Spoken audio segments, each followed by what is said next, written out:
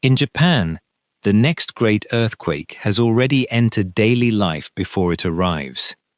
At 7:12 on an ordinary morning in Kochi, a child closes the front door and walks towards school. Blue signs along the road point away from the Pacific and toward higher ground. His father drives across a bridge toward the city. His mother begins a shift at a local clinic. His grandmother remains at home, where stairs have become difficult, and a small pouch of medicine sits inside a red emergency bag. Nothing is happening. Trains are running. Shops are opening. Fishing boats are returning beneath a pale sky. Yet the family has already answered questions that most people would rather postpone.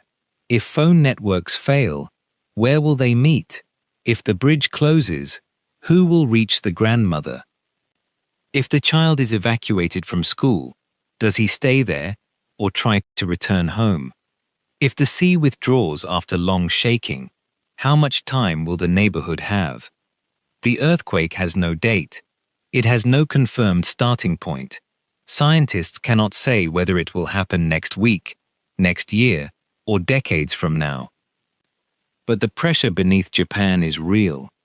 And one day, a rupture may test not only towers, railways, seawalls, and warning systems, but the ordinary decisions made before the ground begins to move.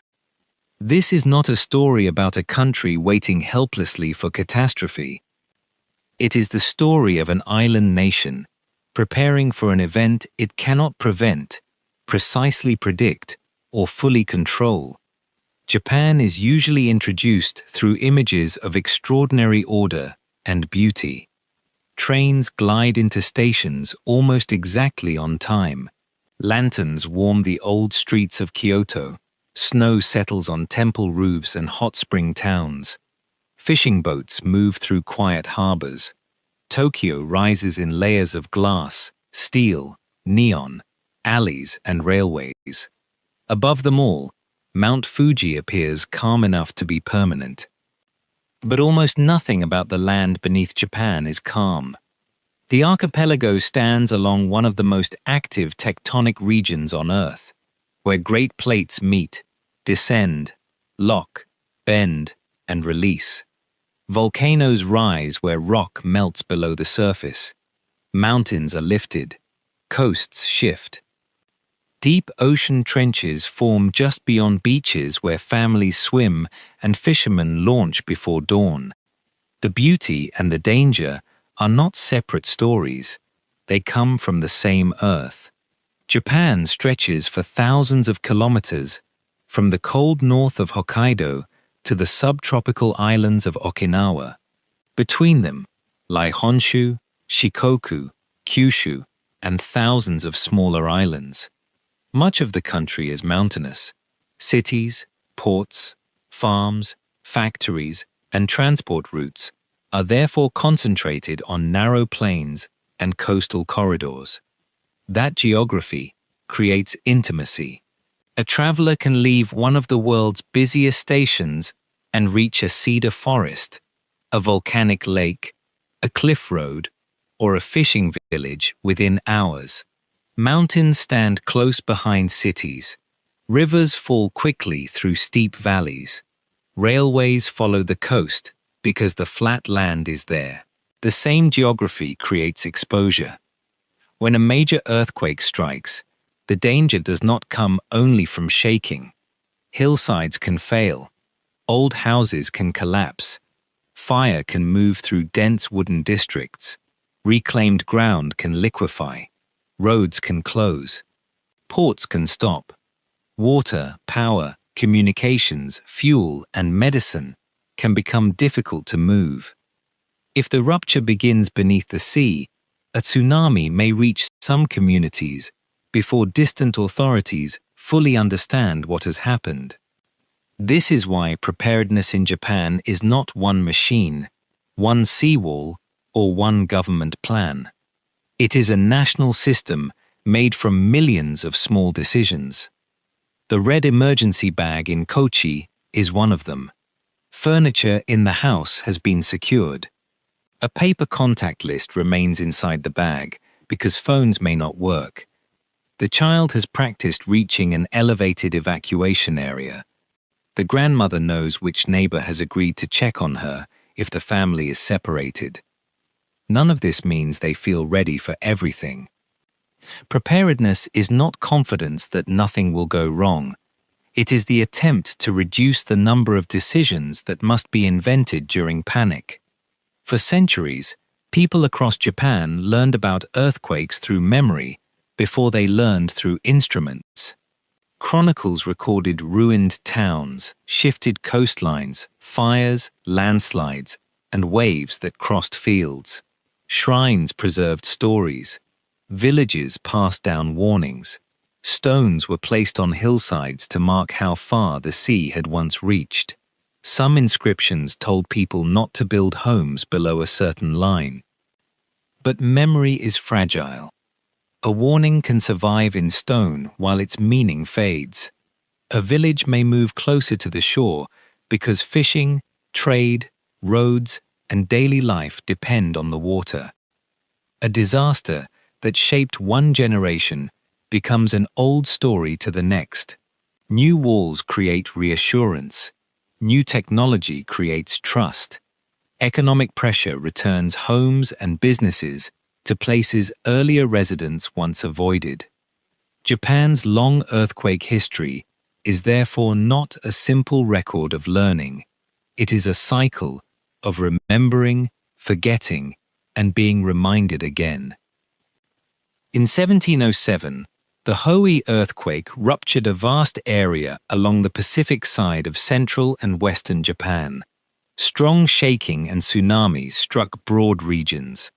Weeks later, Mount Fuji erupted, though the relationship between the two events remains a subject of scientific study rather than a simple chain of certainty.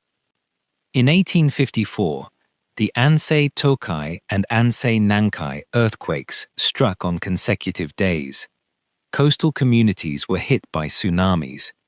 In what is now Wakayama Prefecture, Hamaguchi Goryo recognized the danger after the shaking and helped guide villagers towards safety. The story later became famous through the image of burning rice sheaves used to draw attention toward higher ground. Retelling changed some details, but the lesson survived. After strong coastal shaking, action may matter more than waiting for perfect information. Run first, confirm later. The child in Kochi has heard a modern version of the same instruction. If the shaking is strong or lasts a long time, he is not to walk home along the coast. He is to follow the practiced route upward, even if he cannot contact his parents. Japan's modern transformation created new forms of vulnerability. During the late 19th and early 20th centuries, cities expanded, factories grew, railways connected regions, and wooden neighborhoods became more densely packed. Modernization increased wealth and mobility. It also created places where fire could travel quickly and infrastructure failure could affect enormous populations. On September 1st, 1923, the Great Kanto earthquake struck the region around Tokyo and Yokohama. The shaking was devastating, but much of the destruction came from fires. The earthquake occurred near lunchtime, when many households were cooking. Water systems failed, roads filled with debris. Strong winds helped flames spread, and entire neighborhoods were consumed. The disaster also revealed a danger created by people rather than geology. False rumors spread, and ethnic Koreans, Chinese residents, and others were attacked and killed by mobs, vigilantes, and authorities. The earthquake became a lesson not only in engineering, but in the destructive power of fear, prejudice, and misinformation. Tokyo was rebuilt with wider roads, parks, bridges, and new urban plans, though reconstruction did not erase inequality or eliminate risk.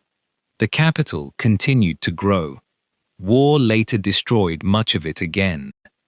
Post-war recovery produced another city, larger and more technologically ambitious than the one before. Japan's rise after the Second World War is often told through factories, exports, electronics, automobiles, and rapid economic growth. It was also the story of building in a land that would not stop moving. Engineers revised construction practices. Researchers studied how different soils amplified shaking. Building codes changed after destructive earthquakes. Bridges, dams, ports, railways, schools, hospitals, and public buildings were designed with seismic forces in mind. The goal was not to create structures that would never move. It was to control how they moved, where they absorbed energy, and how they failed if the force exceeded expectations. A rigid building is not always a safe building. During an earthquake, flexibility can be strength. Columns, beams, braces, dampers, and foundations can bend, deform, or dissipate energy while protecting the main structure.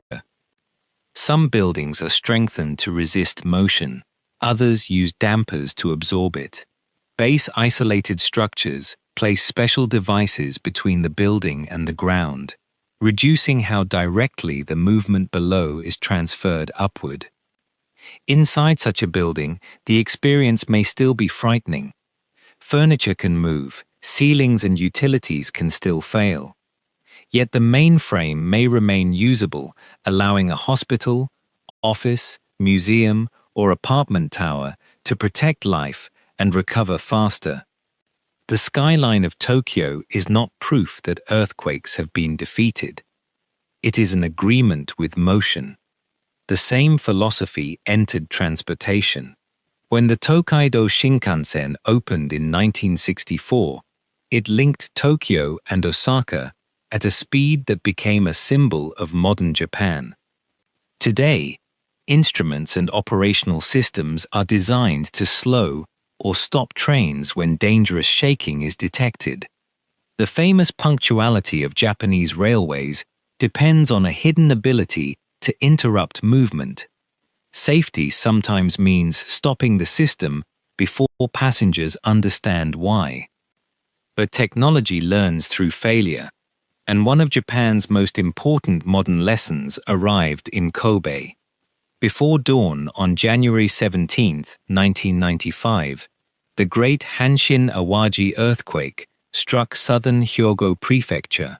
The rupture was close to a heavily urbanized region. Highways collapsed, railway lines twisted, older homes failed, fires spread through neighborhoods. More than 6,000 people lost their lives. The images shocked a country that had invested deeply in modern infrastructure. Kobe was a major port and an international city. Japan was wealthy, organized, and technologically advanced. Yet in less than a minute, parts of the city became almost unreachable. The earthquake exposed weaknesses in structures built before newer standards. It showed that elevated roads and lifelines could fail together. It revealed how difficult rescue becomes when narrow streets are blocked and local emergency services face many crises at once. It also changed Japanese civil society. Volunteers traveled to the affected region in enormous numbers. Citizens organized food, shelter, transport, care, and information. Preparedness could not remain something done only by ministries, engineers, police, firefighters, and the military. Neighbors had to become part of the system.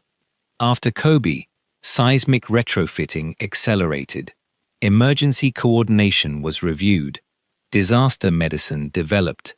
Volunteer networks grew. Building practices changed again. The lesson would eventually reach families far from Kobe, including the household in Kochi. Their plan does not begin with a government vehicle arriving at the door.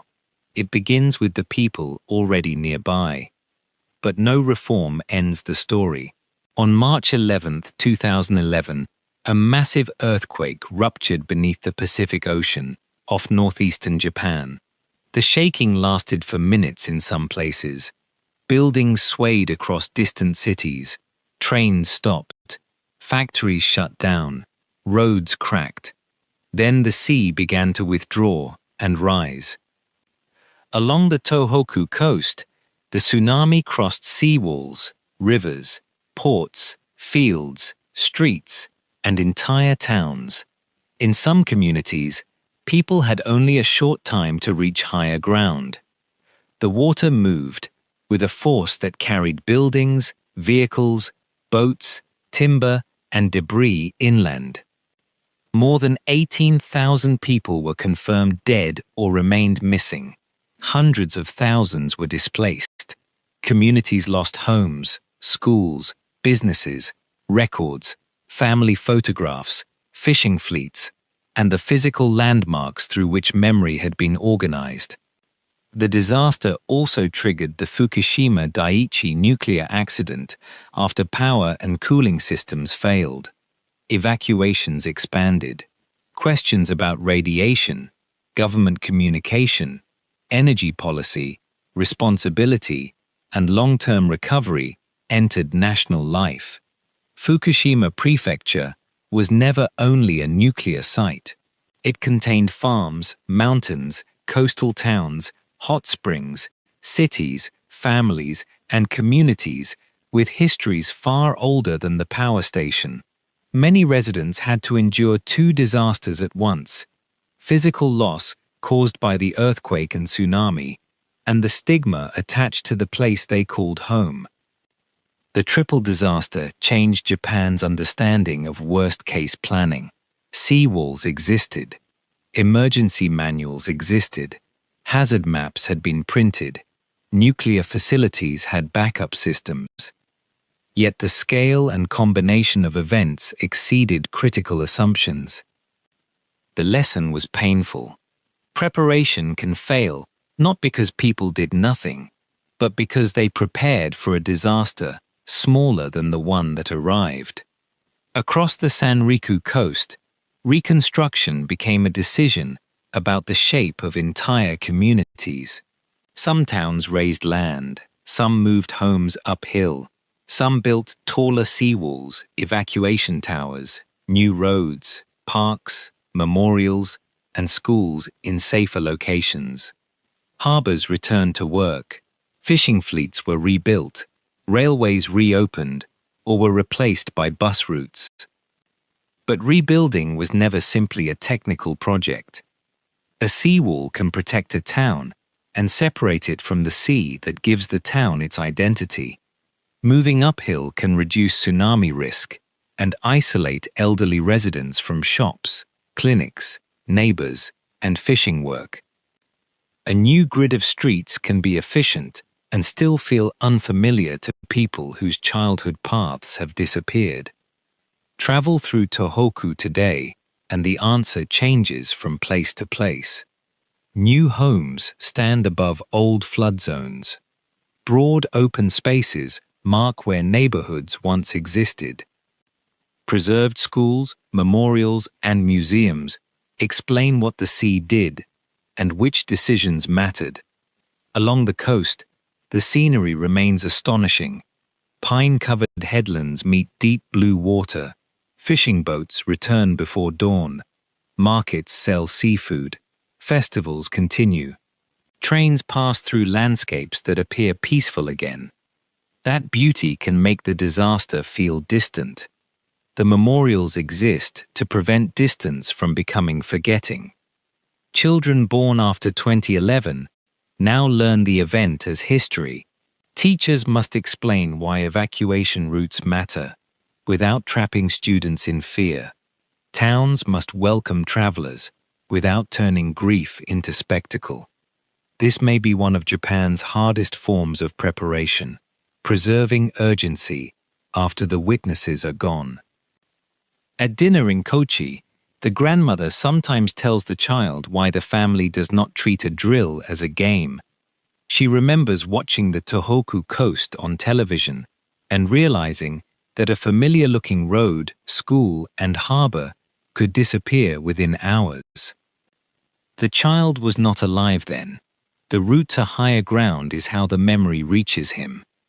Japan was reminded again on New Year's Day in 2024, when a powerful earthquake struck the Noto Peninsula. Noto extends into the Sea of Japan, far from the scale and density of Tokyo. It is a landscape of fishing villages, terraced fields, forested hills, craft workshops, festivals, and winding roads that follow the coast. In Wajima, the morning market had carried centuries of local commerce and memory. In smaller settlements, neighbors knew which house belonged to an older resident and which family had already moved away. The earthquake damaged homes, roads, ports, water systems, and communications. Fire destroyed part of Wajima's historic market area. Landslides and ground movement isolated communities. Rescue and supply operations faced a basic problem created by the peninsula itself. There were limited routes in and out. Noto showed that vulnerability is not measured only by population density. A disaster in a megacity can affect millions at once. A disaster in a remote region can leave smaller communities cut off for longer, especially when many residents are elderly and local services were already under pressure. Nearly 3 in 10 people in Japan are aged 65 or older. In many rural towns, the proportion is much higher. Some people cannot run quickly uphill. Some depend on electricity for medical equipment. Some need regular medicine, dialysis, home care, or help with mobility. Others live alone in houses built before modern seismic standards. An evacuation plan that assumes everyone can move at the same speed is not a plan for the population that actually exists. Back in Kochi, the family tests this truth during a neighborhood drill. The child reaches the evacuation stairs first. His mother is assigned to help at the clinic. His father begins from the far side of the bridge. The grandmother walks with a cane, carrying only the medicine pouch because the full red bag is too heavy. The neighbor who promised to help her is also responsible for his wife, who uses a wheelchair. The route looks simple on the map. On foot, it includes a narrow corner, a drainage channel, and steps that become slippery in rain. The family discovers that their plan contains a gap. If the father cannot cross the bridge and the mother cannot leave the clinic, the grandmother may have no one strong enough to support her on the final stairs. They do not solve the problem with confidence. They solve it by changing the plan. A lighter bag is prepared. A second neighbor is included. A nearby evacuation tower becomes the first destination, while higher ground remains the backup. This is how preparedness often advances in Japan, not through a perfect national design, but through an ordinary rehearsal that reveals one inconvenient truth. Beyond Kochi, beneath the Pacific, lies the greater reason for that rehearsal. The Nankai Trough is a long undersea zone where the Philippine Sea Plate descends beneath the plate, supporting much of the Japanese archipelago. Large earthquakes have repeatedly occurred along this region. They do not follow a perfect clock. Different sections can rupture together or separately. The intervals vary. The precise day, location, and scale of the next event cannot be forecast. What scientists can say is that magnitude 8 class or larger earthquakes have occurred here again and again, often separated by roughly a century or more.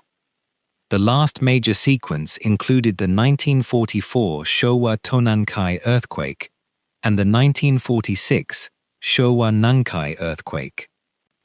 Decades have passed since then, and official assessments describe a high long-term probability of another major Nankai Trough earthquake. That probability, is not a countdown. It does not mean the earthquake has been scheduled.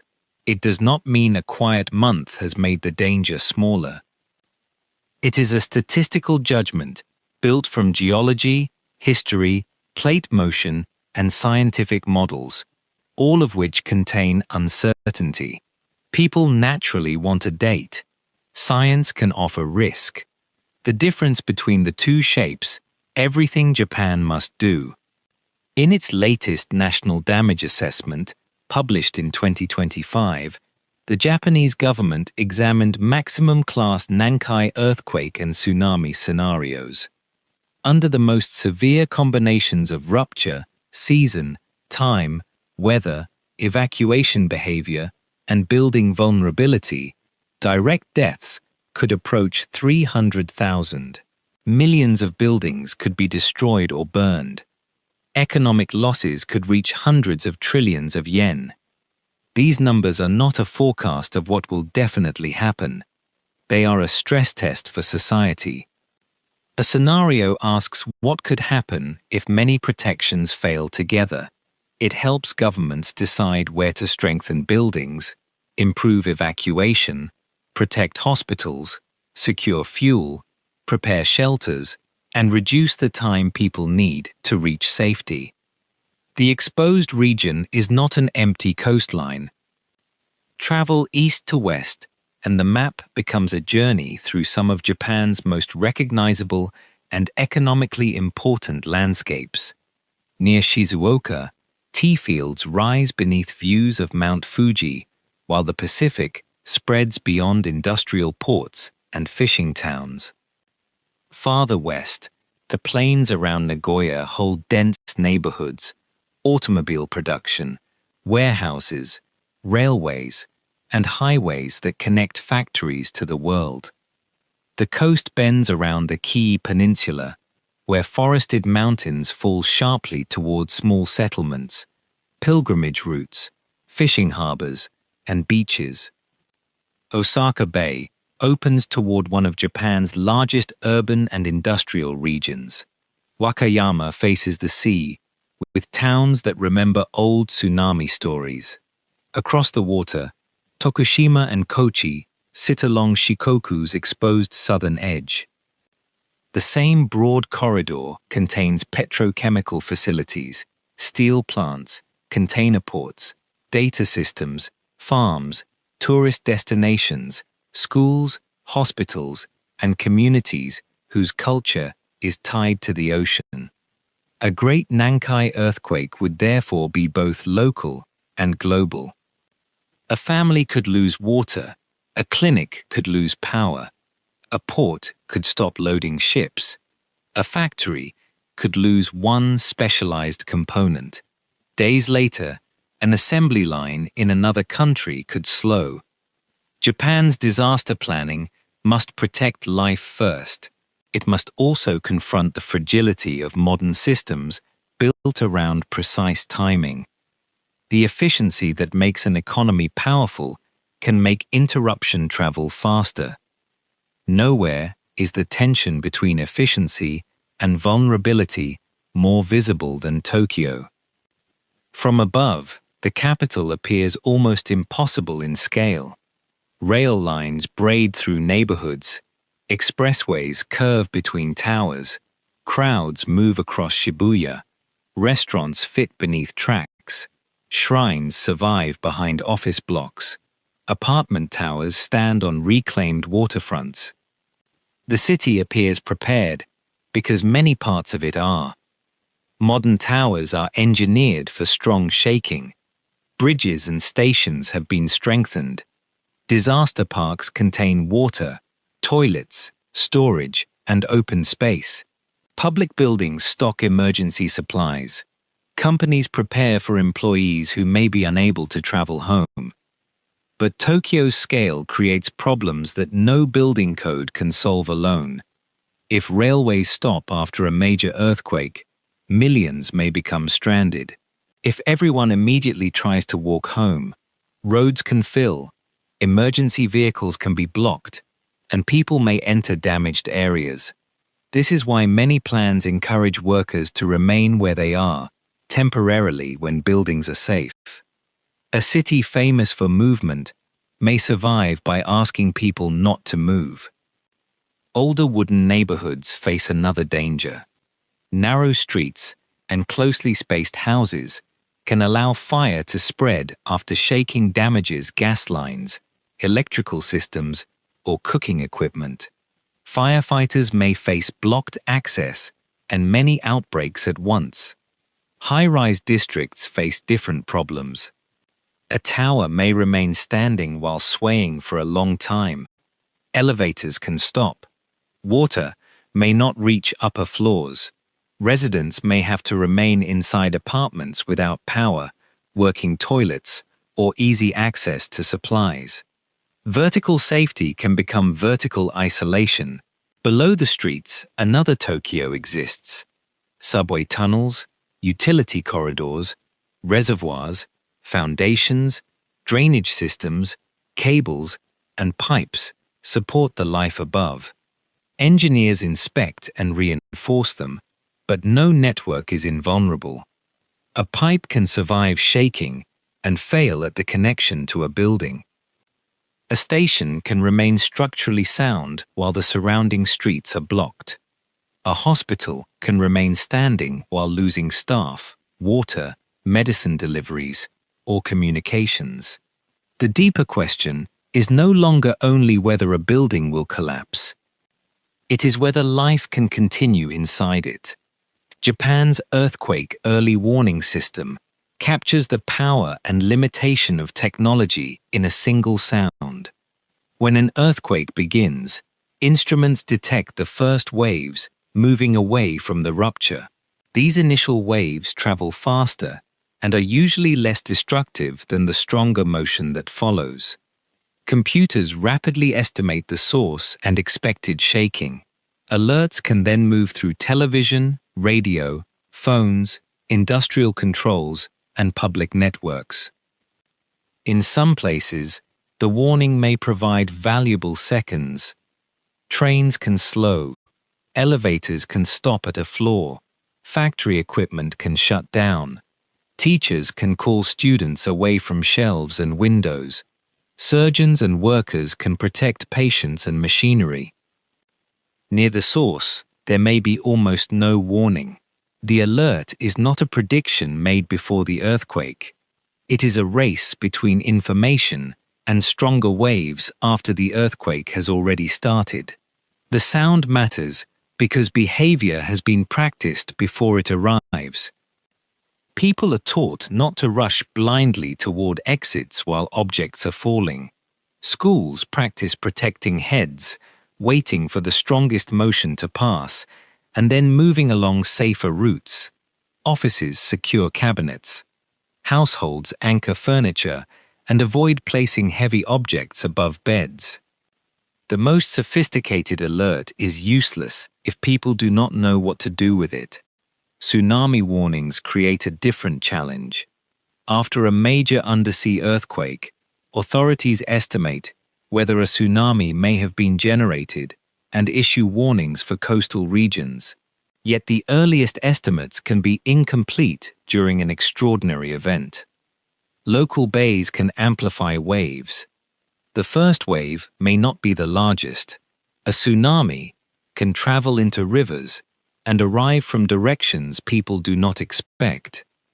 For anyone near the coast, strong or long shaking can itself be the warning. Do not wait to see the sea. Do not return for belongings. Do not assume a seawall has removed the need to evacuate. Move toward higher ground or a designated strong structure as quickly as circumstances allow.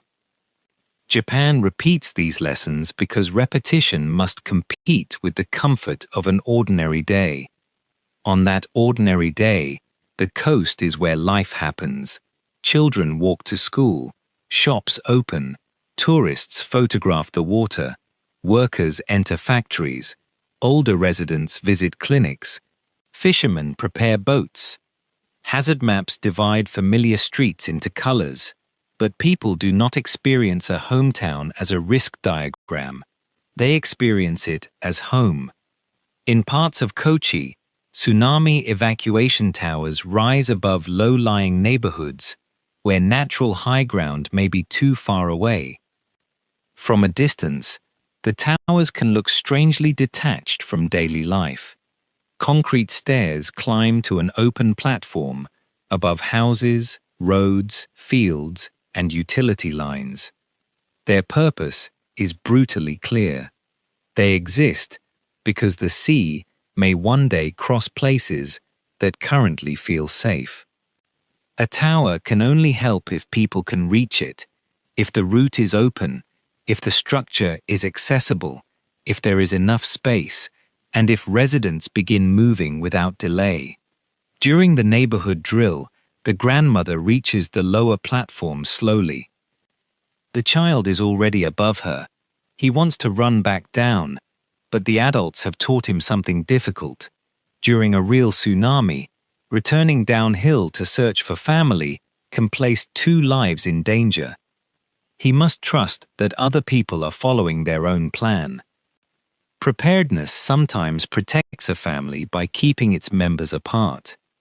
Schools are among the most important links in this system. Across Japan, students commonly participate in earthquake, fire, and tsunami drills. They learn protective actions, evacuation routes, and the locations of shelters. Some communities conduct larger exercises involving residents, teachers, emergency services, and local officials. The best disaster education does not teach children to obey one fixed script, regardless of conditions. A designated route may be blocked. An official shelter may be unsafe. A tsunami may exceed the expected height. Communication may fail. Students may have to act without waiting for an adult who possesses perfect information. After 2011, stories from schools and communities where rapid evacuation saved lives became central to public discussion. The lesson was not that one method guarantees safety. It was that practiced judgment can be more powerful than passive trust. Children carry that judgment home. A school assignment leads a family to walk an evacuation route. A child asks why a cabinet is not secured. A student notices that a grandparent cannot manage the stairs. A drill becomes a conversation at dinner. In this way, national resilience moves from classroom to household. Local communities add another layer. Neighborhood associations may organize drills, identify residents who need assistance, manage supplies, and help operate shelters. Volunteer fire corps remain important in many towns. Community centers, schools, temples, parks, and public buildings can become places of refuge. These networks work best where people know one another. But modern Japan is changing. In urban apartment buildings, neighbors may rarely speak. In rural areas, populations are shrinking. Young people move toward larger cities. Shopping streets close. Local organizations lose members. Foreign residents may not understand Japanese warnings. Tourists may not recognize an alert sound or know whether the nearest safe direction is inland, uphill, or upward. Physical infrastructure can improve, while social infrastructure weakens. A disaster reveals both. Shelters make this visible. A school gymnasium can provide a roof, but survival requires clean water, food, toilets, medicine, warmth in winter, cooling in summer, charging, information, privacy, and protection from illness. Families may arrive with infants, older relatives, disabilities, pets, cultural needs, or medical conditions. After major disasters, some survivors have remained in cars because shelters felt inaccessible, unsafe, crowded, or impossible for animals. Others have faced interrupted treatment, exhaustion, cold, heat, or poor sanitation. The disaster continues after the cameras leave. For the family in Kochi, the emergency bag cannot be the entire plan. The grandmother's medicine matters. The clinic may keep her daughter at work. The father may remain stranded beyond the bridge. The child may spend a night at school. Their plan now includes a simple rule. No one interprets separation as abandonment. Each person stays where the safest plan places them until movement becomes possible.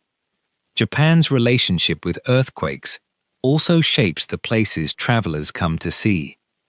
Traditional wooden buildings are often praised for flexibility, craftsmanship, and repair.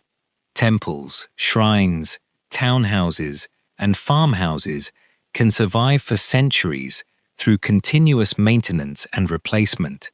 But tradition is not automatically safe. Heavy tiled roofs, weakened joints, unreinforced walls, decay, and later modifications can make older homes vulnerable. Dense wooden districts can burn.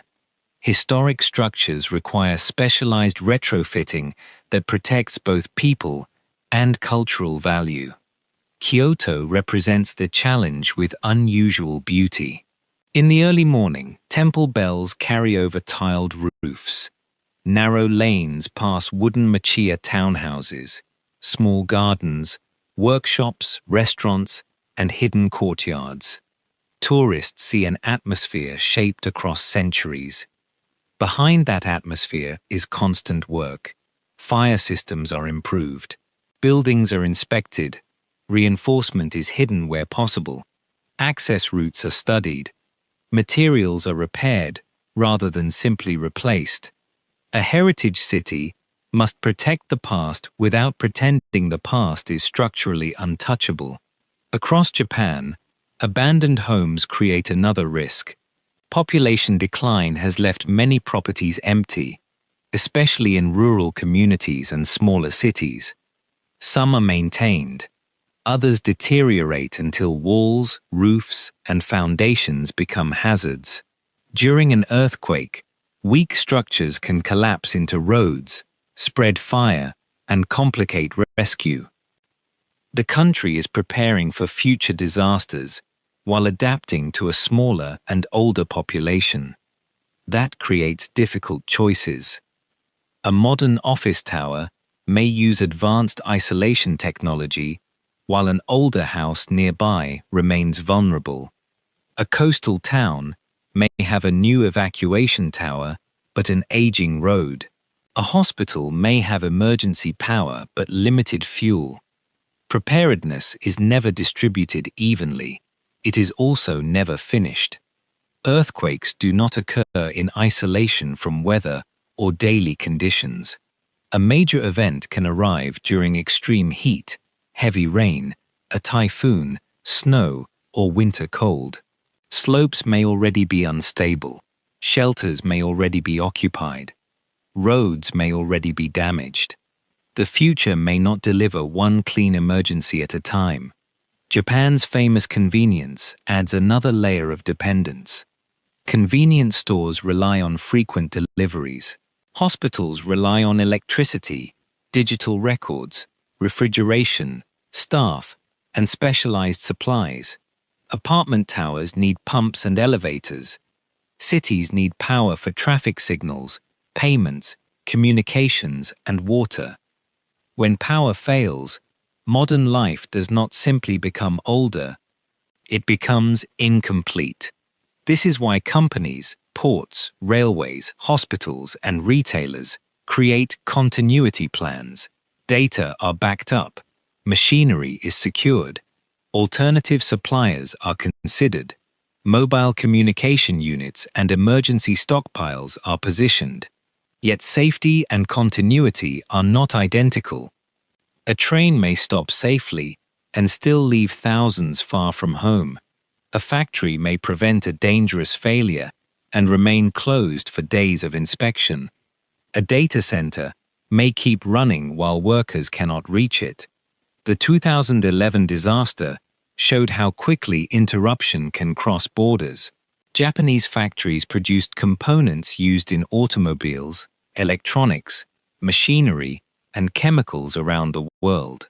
When plants closed and transport broke, shortages appeared far from the affected prefectures.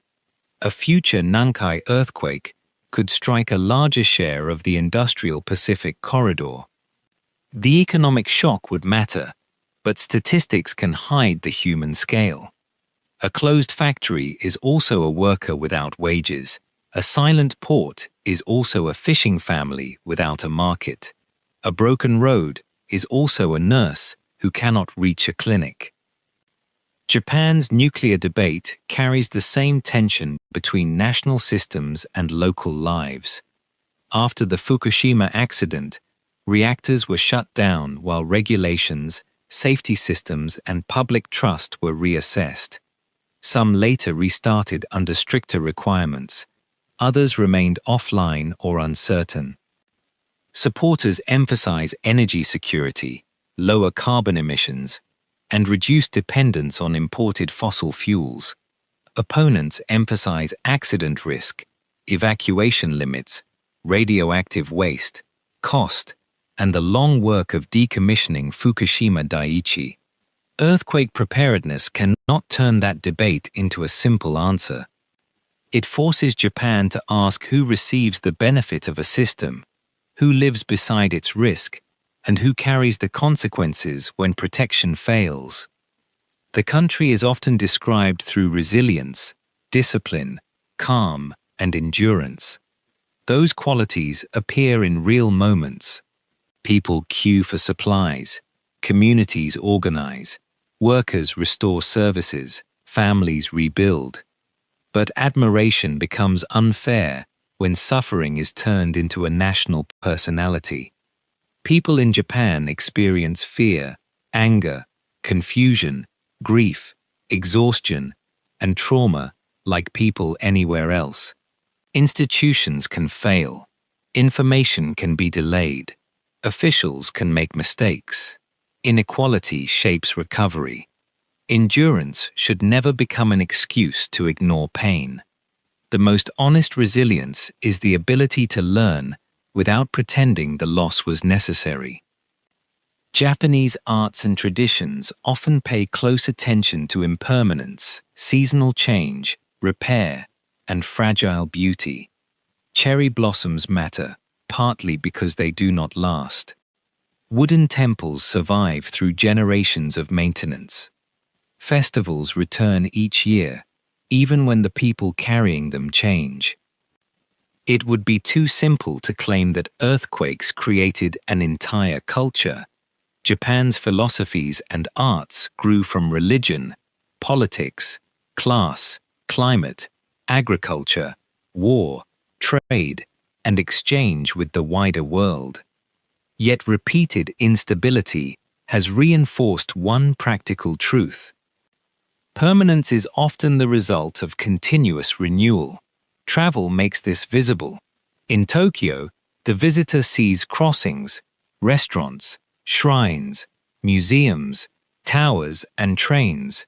Hidden inside the experience are seismic joints, control rooms, stockpiles, drills, and building regulations. In Kyoto, the visitor sees old wood, stone gardens, and tiled roofs. Behind them is fire prevention, reinforcement, restoration, and inspection. In Kobe, a thriving port city carries the memory of 1995 through parks, museums, and the structures rebuilt afterward. In Tōhoku, a traveler can stand beside a working harbor and then enter a preserved school where the sea once reached. In Noto, craft workshops, markets, farms, and fishing communities attempt to recover while debating what can be rebuilt with fewer people.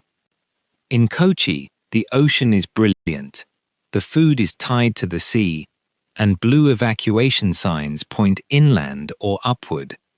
Disaster planning is not outside the travel experience.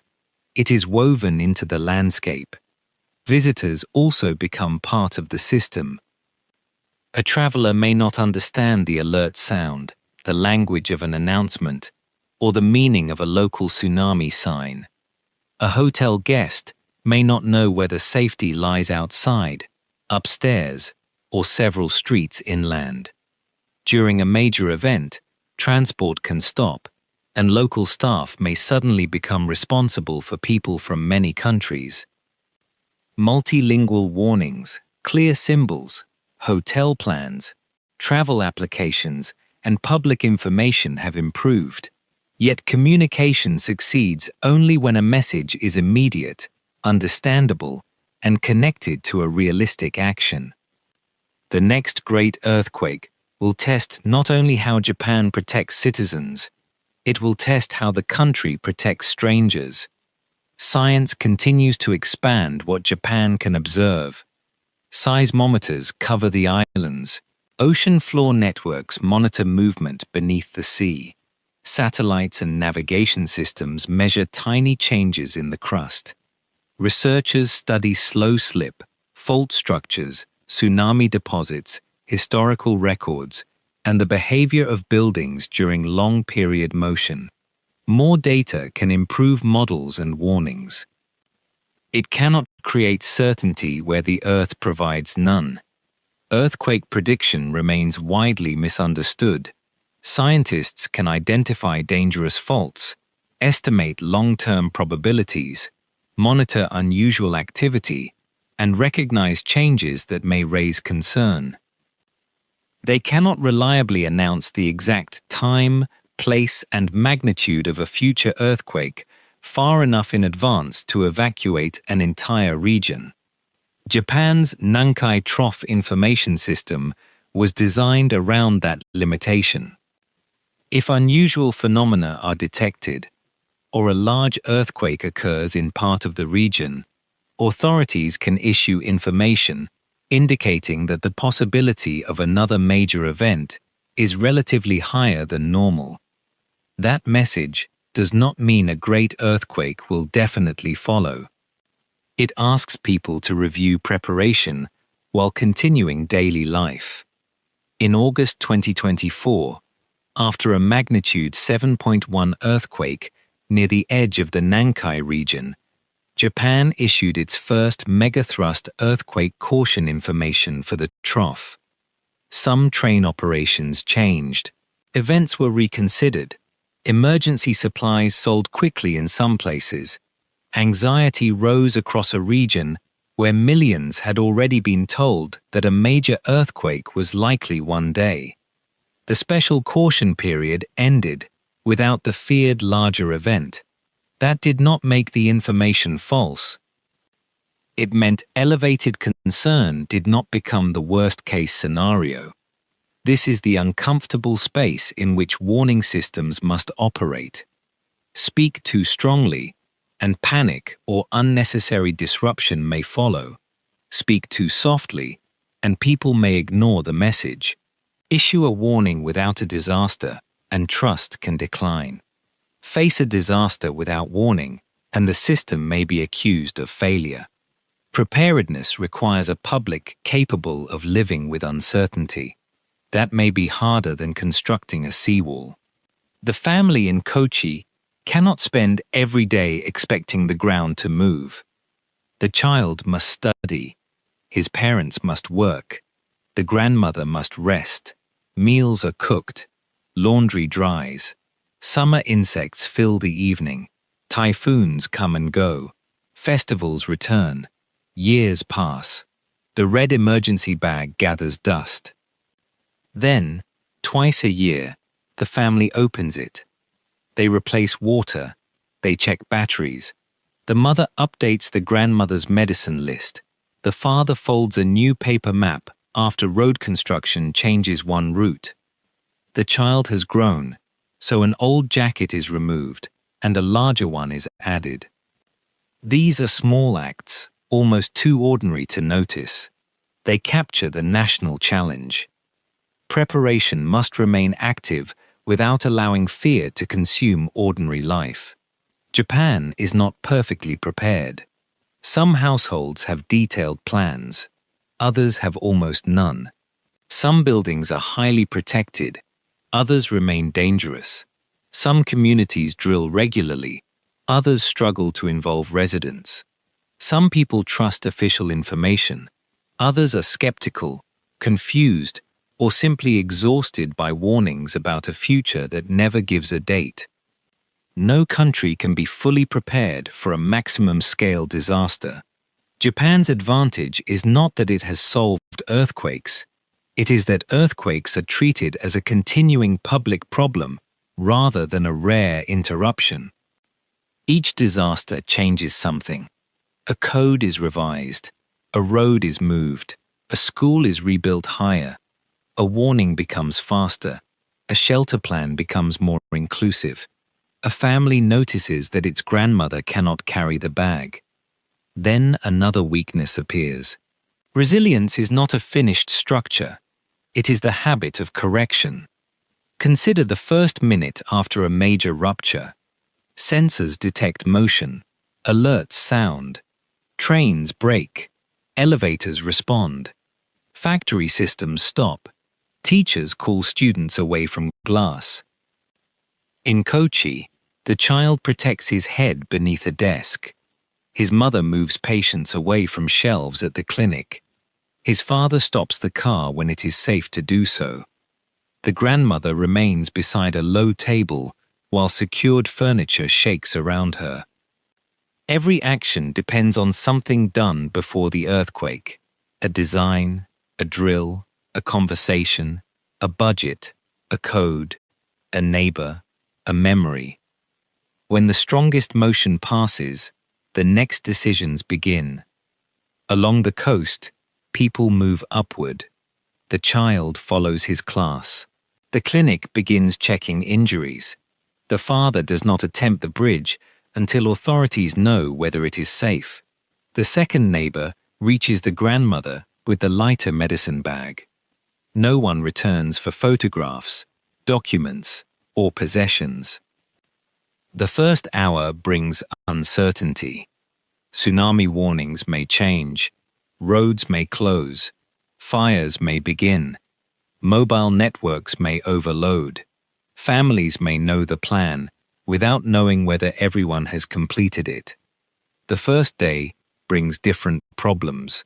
Water stops, toilets fail, shelters fill, fuel becomes scarce, weather changes, hospitals lose supplies, communities discover that damaged roads have turned them into islands within an island nation. Then come the weeks and years: temporary housing, school disruption, insurance claims, job loss, debris removal, reconstruction meetings, population movement, anniversaries, memorials, fatigue. An earthquake is measured in seconds. A disaster is measured in generations.